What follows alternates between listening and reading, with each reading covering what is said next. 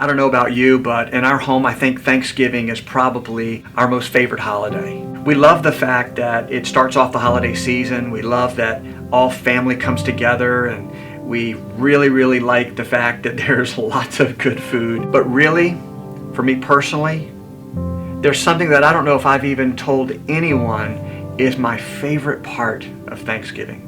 In order for you to understand what that is, I want to give you a little bit of background on my mother-in-law. She was born in the mid-1930s in Sicily, and as you know history, the Second World War began in the late 1930s, went to 1945. Italy was involved in war with the Germans, but the Italian people were actually very much against communism and the Nazi regime. They hated communism, and they were pulling really hard for the British and American people. She remembers the excitement when the Americans were coming to the shores of Sicily to start freeing Sicily and Italy and Europe as a whole.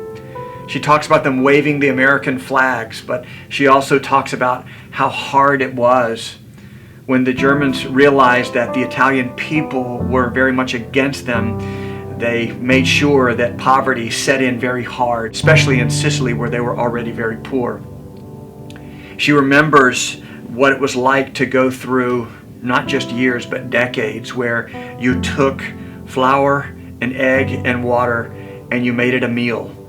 But if you had joy around your table, you were considered a rich person. She was one that was only able to get an education through maybe 3rd, 4th, or 5th grade. She knows what it's like to, with her husband, get her 4 small children, get on a plane, and come to the United States, to a new country with very little money, knowing that she would probably live in poverty the rest of her life as well, but trying to give her children a better future.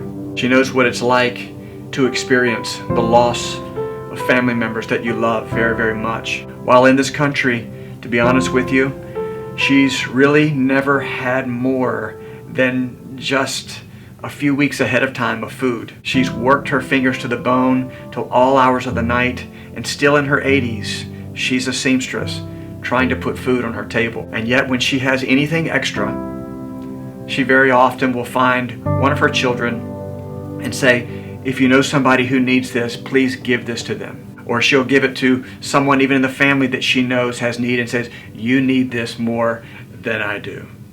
So really, she's never experienced any of the luxuries in life. But in her mind, if she has Christ and her family, she's a rich person. Now bring that back to Thanksgiving, because the moment comes around the table when everyone bows their heads. At that moment, someone prays, and it's usually a little different. It's an elongated prayer because Thanksgiving, everything has kind of slowed down. But my mother-in-law will begin to pray. And it doesn't matter if you're sitting next to her or if you're all the way at the end of the table, and we have a lot of family that comes. You'll begin to hear her thanking the Lord for all of her blessings. And very soon it turns to worship. And by the time the amen comes, there's not a dry eye in the house. And we all feel so grateful for what we have, whether we have a lot or whether we have a little. Signore, ti benediciamo e ti ringraziamo per ogni aiuto e soccorso continuo. Grazie per le tue cure, Signore. Sei il nostro Dio, dipendiamo da te.